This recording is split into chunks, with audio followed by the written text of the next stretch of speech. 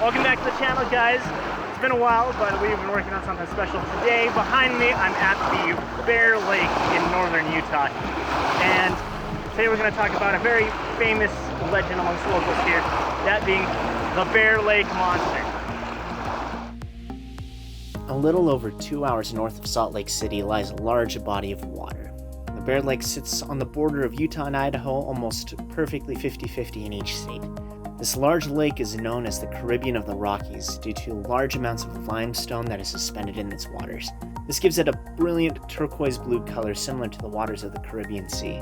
It was formed roughly 250,000 years ago due to a process called subsidence. Essentially, the land is slowly sinking and continues to this day, deepening the lake on its eastern side. The area was first known to be inhabited by the Shoshone Native American tribe, though other tribes knew of the area.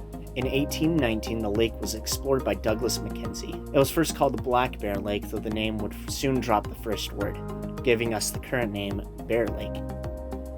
Since then, it's become a hot spot for recreational boating, fishing, camping, and swimming. It makes sense it wouldn't be long before reports of something large lurking beneath its waves started to appear.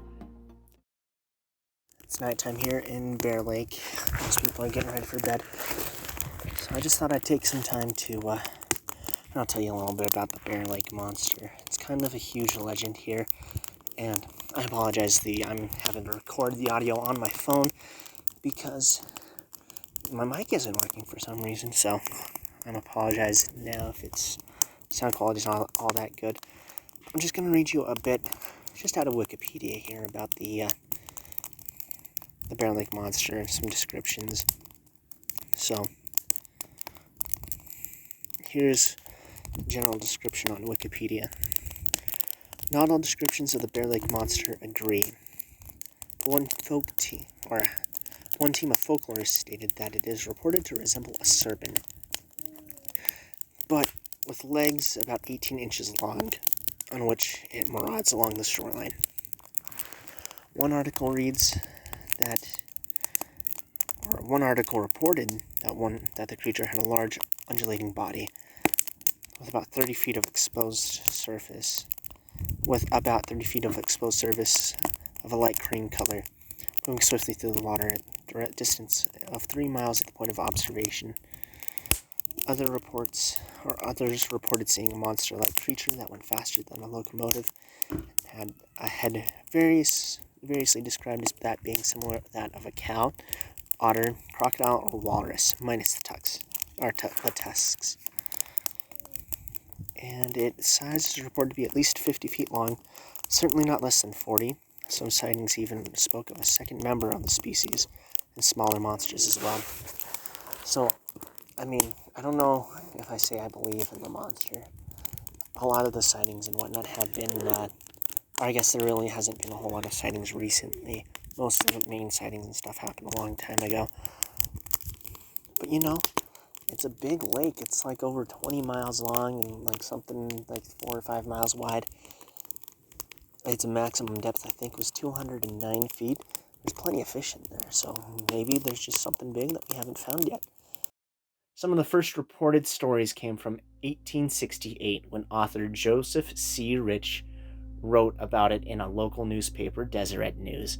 In the next few years, there were many reported sightings of monsters, not from only Bear Lake, but from other lakes and rivers in the Utah Territory. These stories caught the attention of some high-up leadership in the LDS Church who settled the area, specifically then president of the church, Brigham Young.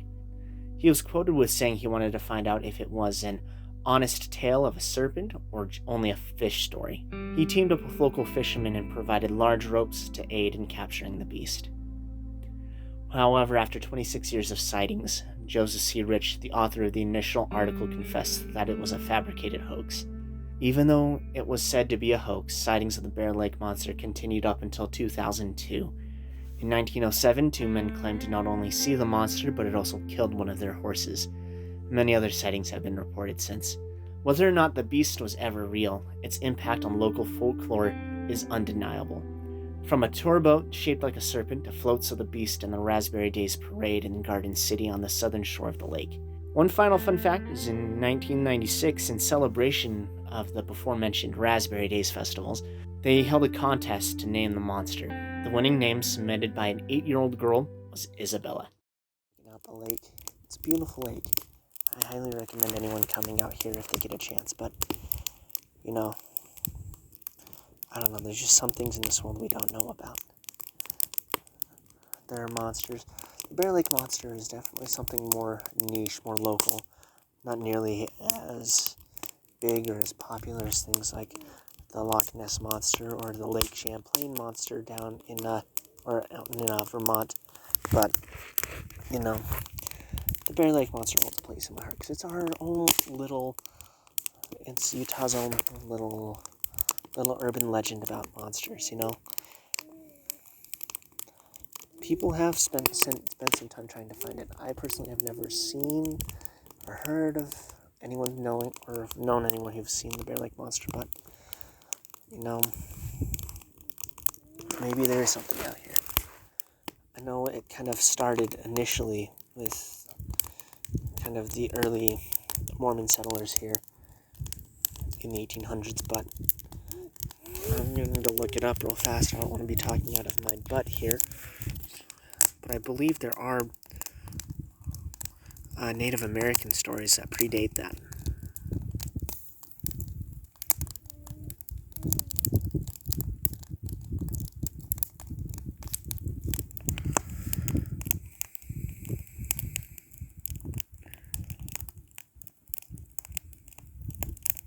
Now I'm just looking it up here.